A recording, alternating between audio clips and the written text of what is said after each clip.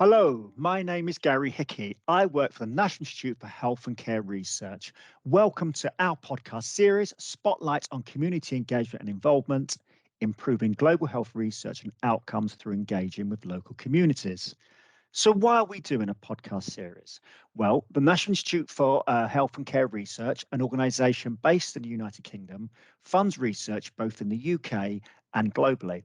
And in the global health research we fund, there's an expectation that there will be community engagement and involvement in the development and the delivery of this research.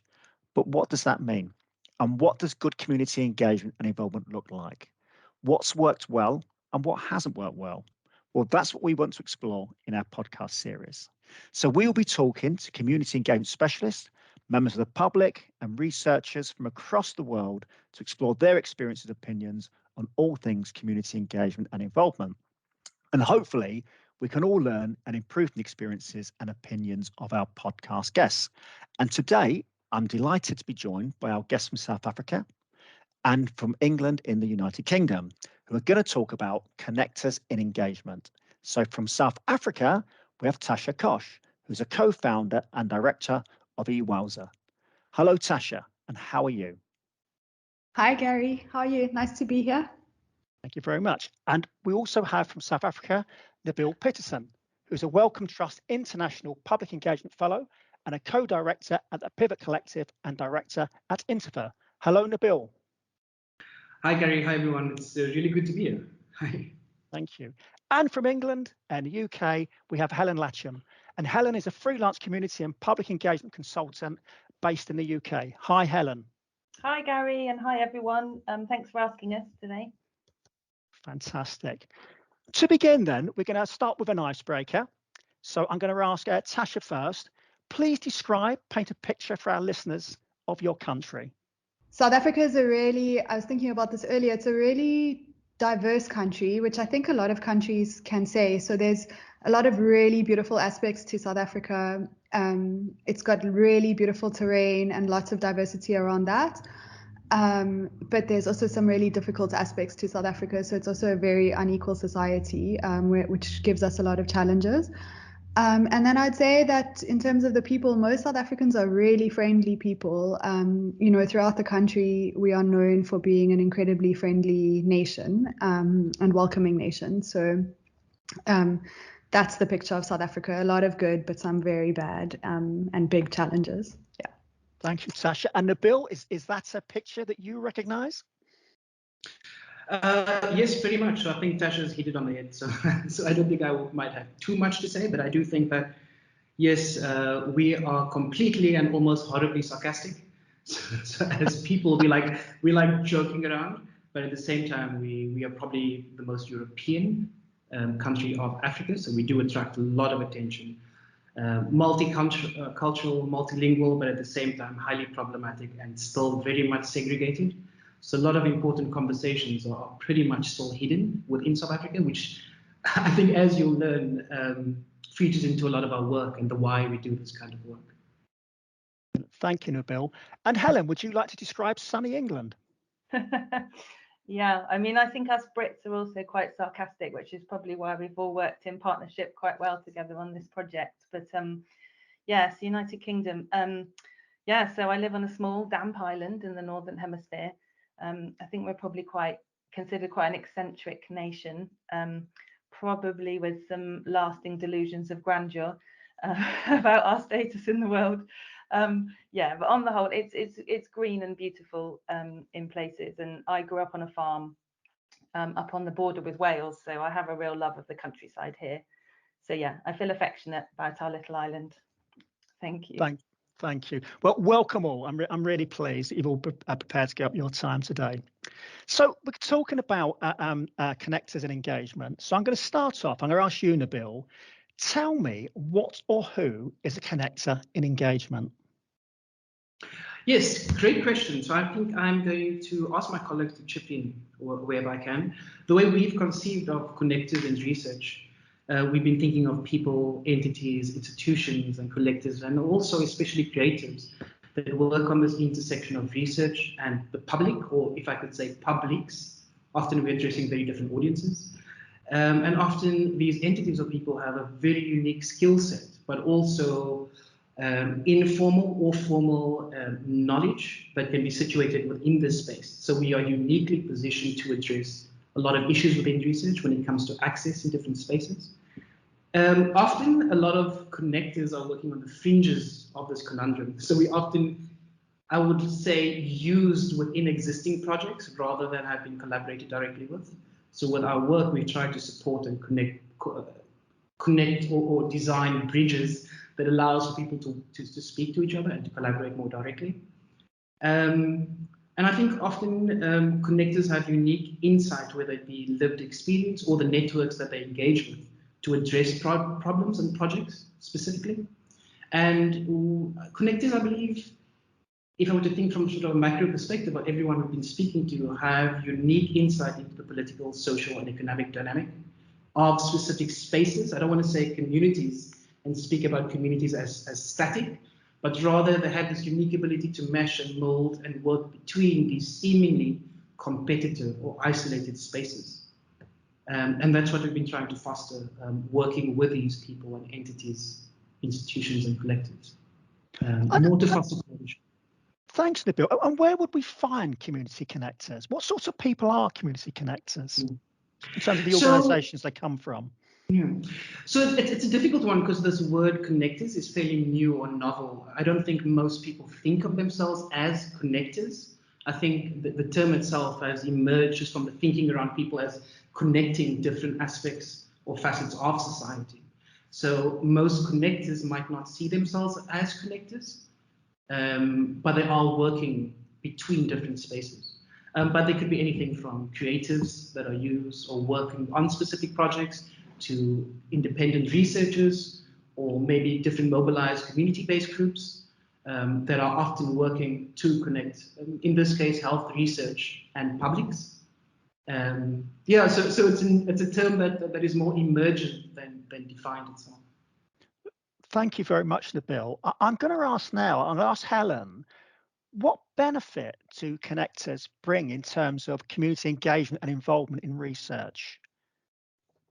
Yeah, sure. I mean, for me, I think immense value. I think there's immense value in interdisciplinary collaboration in lots of projects, but I think particularly engagement. As Nabil said, I think, you know, they can bring this kind of alternative perspective to the research or health topic, a different way of looking at things.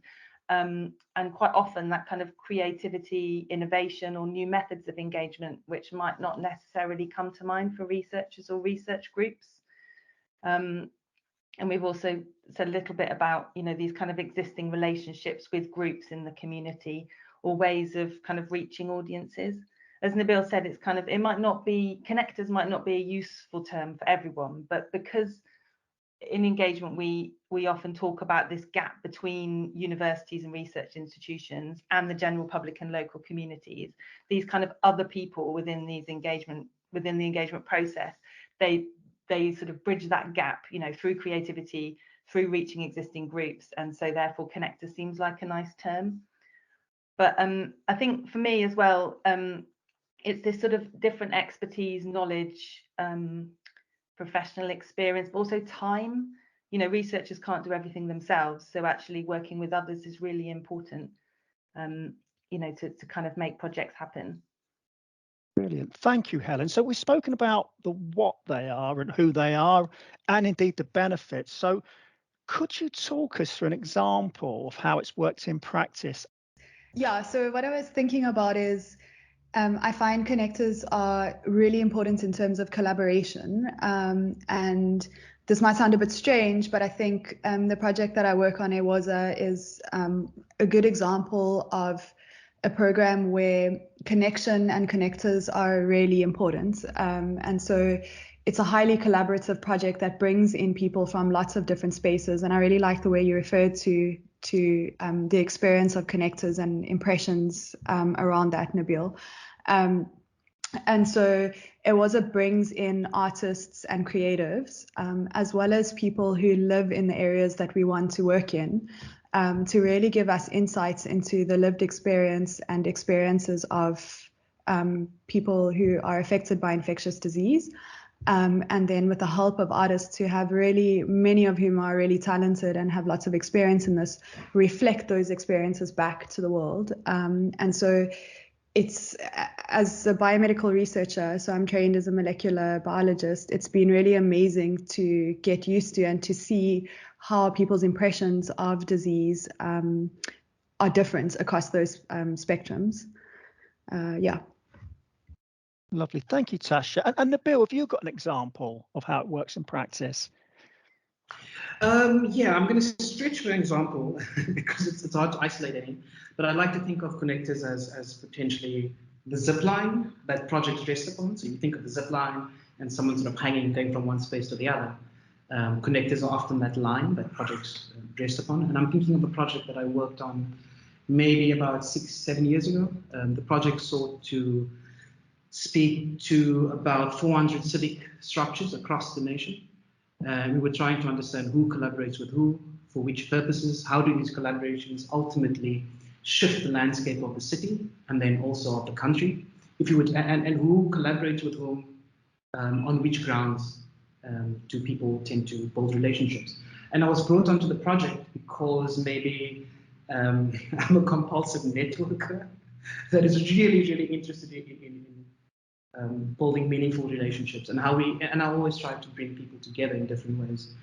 So my job was to manage this entire process, and I believe I was brought on for those reasons. I'm interested in what a lot of these other organizations are doing, how they operate, why they operate. And I think in terms of that specific project, it was run by a different institution that I was basically used to facilitate the process. I had a unique skill set simply because I was always speaking to different people in very different neighborhoods, often neighborhoods that many people wouldn't walk into.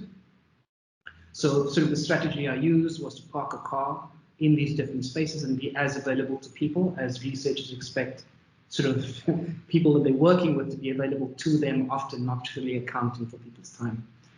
And yeah, so in that way, I was a connector because of my skill set, wanting to understand why people or why these entities work on these issues or projects, why they do not work with each other, even though they're aligned in values and themes. And I think it was a unique project for a person with a very specific skill set, because I could fast track that entire process because of previous relationships. So in terms of bringing it back to the connector's role in that space, I think I had existing very broad network. I had a very broad interest in who was working on different issues and for why. I was also interested in trying to understand why these organizations that I know are on the same block in a specific community, working on the same issues, sourcing the same funding. Why are you not working together? So often a lot of connectors have their own curiosities about different processes and values. And I felt that within that specific project, I don't think it could be delivered if someone wasn't that interested in the exact question and had existing networks. And you mentioned, Nabil, skill set. Could you just say something a little bit about that? My skill set specifically, or connectors more broadly? Connectors more broadly, but if you want to relate it to yourself, don't be shy. Be boastful if you wish. So I think that it's a tough one, but I think connectors are generally highly flexible and adaptable. Many times working with informality, but informally because of existing relationships and the way they've been practicing before. So I think if I were to stretch for very broad synergies across the idea of connectors, I think it's adaptability. I think it's the willingness to be very flexible, but also reflexive of your positioning within that space. So you've spent time in this space. You're really passionate about bridging gaps. And that's maybe where you wear a bit of a social activist hat, because you don't simply want to be engaging in research because of this body of work that exists before you. So I think the adaptability, flexibility, I think also highly passionate, because often a lot of connectors have been doing this work without pay, yet are maintaining an investment. And if I were to think of the work Tasha's doing, or the work Helen's doing, a lot of it is driven by pure passion. And a lot of things could not have emerged or done so without having that passion, but unfolding into an applied research sort of application. Thank you, Nabil. Thank you, Tasha. Now, the three of you recently ran a webinar series, and you very kindly invited me to facilitate one of the sessions there, which was absolutely great. And you did it as part of your organisation, so MESH, Iwoza, Insafa, and it was on that series on connected engagement. Can you tell us a bit more about that and where people can find further information? Helen. Yeah, so I manage MESH, which is the Global Health Network's knowledge hub, which supports people working in community engagement. The idea with MESH is it provides a neutral online space where these kind of community and public engagement practitioners, researchers, health workers and other can share and access resources and come together as a professional network. So earlier this year, Tasha, Nabil and I started working together on this project, really looking to support engagement professionals, creatives and freelancers. So these connectors who often work within research engagement projects, because we'd found that they were sort of sharing common challenges, successes and learning, and there was a kind of desire to come together to really further build their skills and experience. So we decided to run this event series online. We still have a hope to have an in-person kind of networking and sharing symposium next year in Cape Town, if we can, with the pandemic situation. But yeah, we wanted to kind of have these key discussions about our area of work to kind of document these challenges and opportunities and kind of look towards solutions where we could improve CEI for all of us working in the field. And so we're really keen to establish a kind of active supportive network, a kind of sort of network of practice across Africa and across the global south to provide peer support in that area. So we held 3 participatory workshops across September to November on a series of themes, and we carried out a consultation with the professional community before that through MESH to determine what people felt the most important issues were.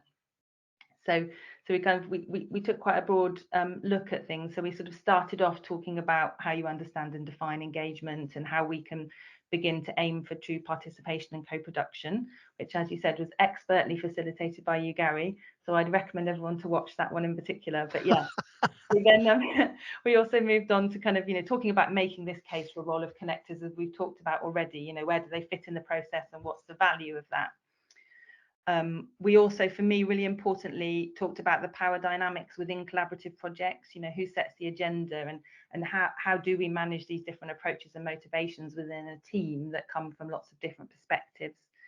So yeah, so if anyone wants to access them, all the recordings, materials, illustrations of the discussions and the presentation slides from the workshops are available on the Connectors theme page on MESH. I think for listeners, you'll be able to find a link on the podcast details to the Connectors page so you can find out more. And importantly, they're open access, they're free for anyone to access and use. And we're really keen to keep building the community. So, do get in touch with us. You could be added to the mailing list for future events. And obviously join MESH as well, because it's free and you can post your own articles and join discussions. So there we go. Brilliant. Thank you, Helen. And I can only concur that they were great sessions. They really were enjoyable and really useful. So thank you. I've got a final question I'm going to ask each of you. I'll start with Tasha.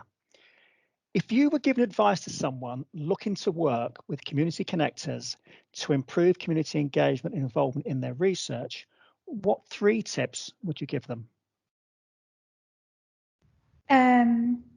So the first tip I would give is something that I think people should think about anyway when doing community engagement work, and not just when working with connectors, but even more so when working with connectors. And I'll explain why I think that.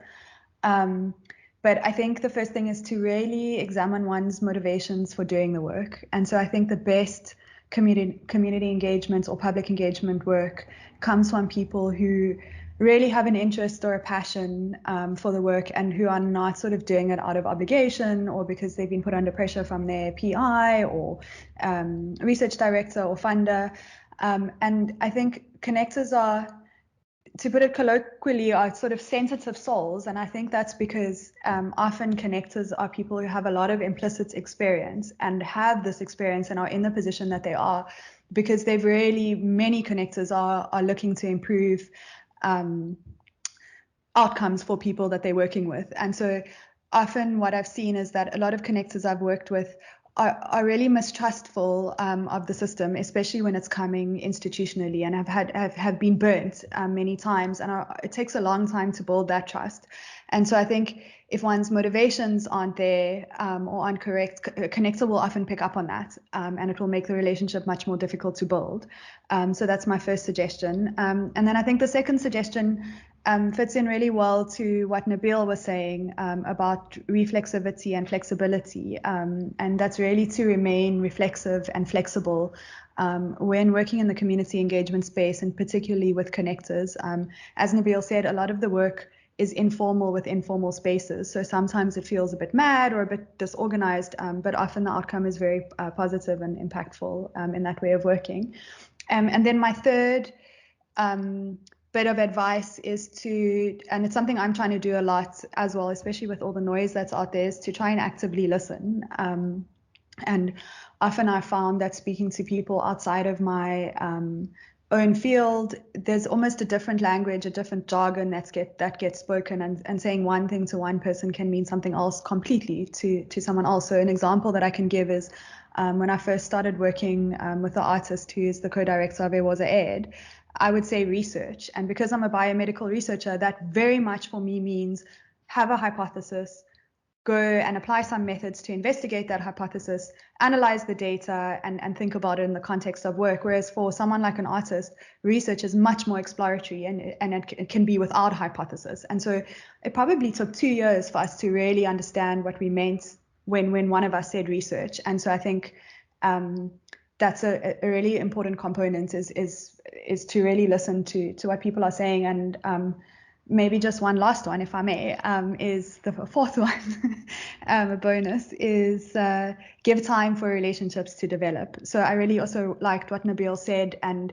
Helen, I thought that was a brilliant description of what our Connectors work has tried to do. And I think relationships in this space and in general through collaboration take a long time to develop. So often people will want to see results or impact, but it's only after potentially a few months, even a year or even longer than that, that a really strong relationship and collaborative rapport develops. And so, yeah, those are my four tips. Yeah.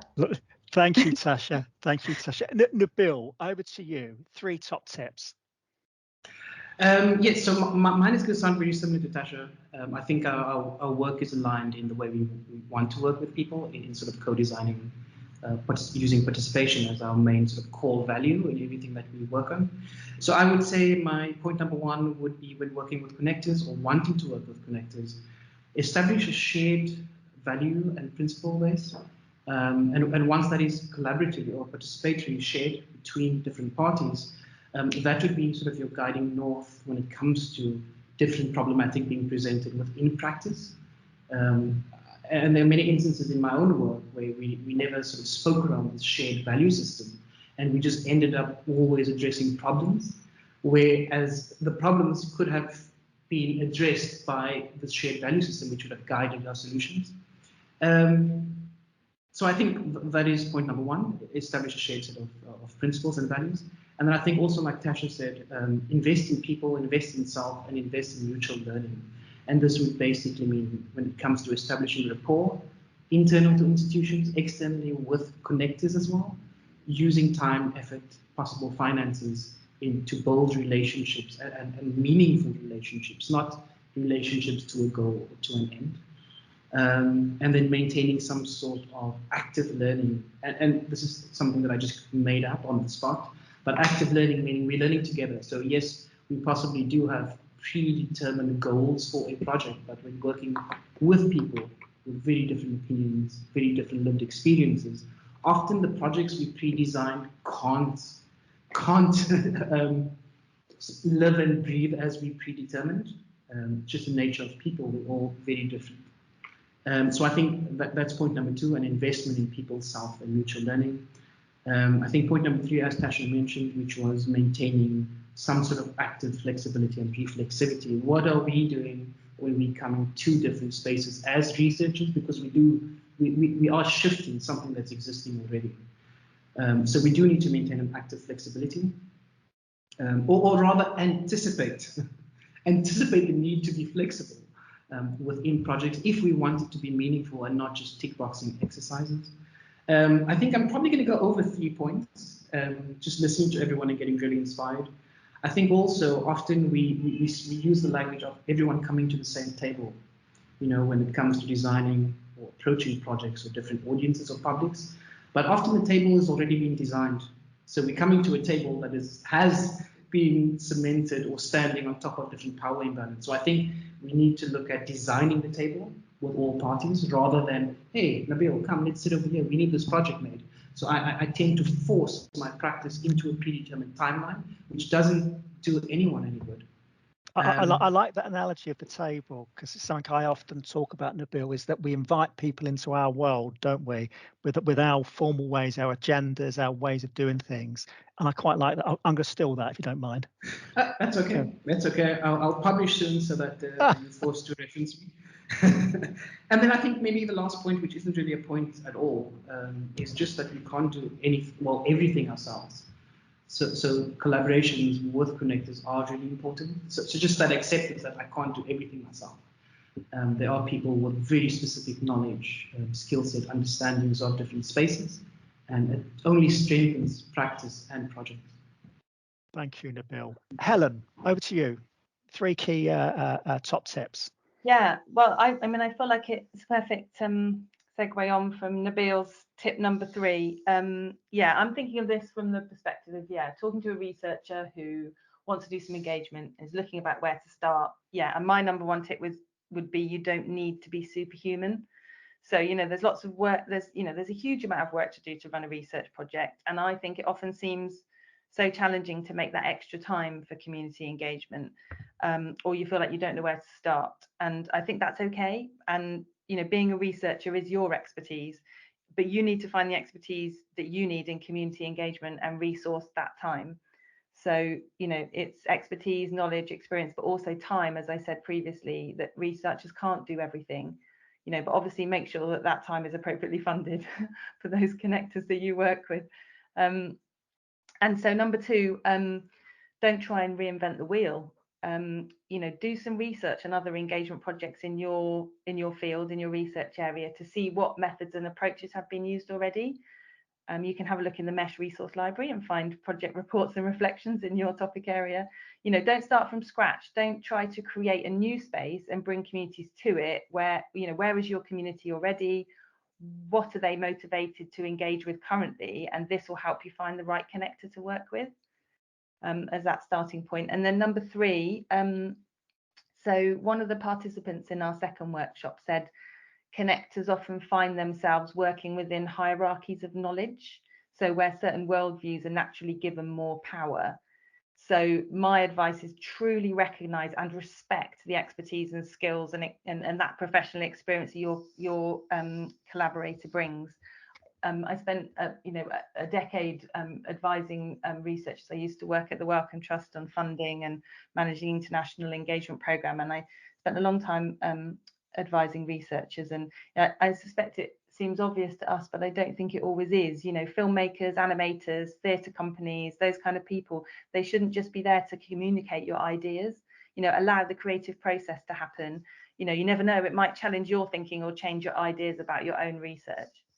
Brilliant. Thank you. Well, thank you, Helen. Thank you, Tasha. Thank you, Nabil, for all 3 of you giving up your time. And it's been really good to chat to you. And there's lots of interesting stuff there that I think people will really welcome. This was an episode of the National Institute for Health and Care Research's podcast series, Spotlights on Community Engagement and Involvement, Improving Global Health Research and Outcomes Through Engagement with Local Communities. I'm Gary Hickey, and thank you very much indeed for listening. If you have any thoughts or comments on this or any other episodes in our podcast series, then please contact us by our Twitter channel, which is at NIHR, all capitals, research with capital R. For more information about the National Institute for Health and Care Research, you can visit our website, nihr.ac.uk. Thank you very much.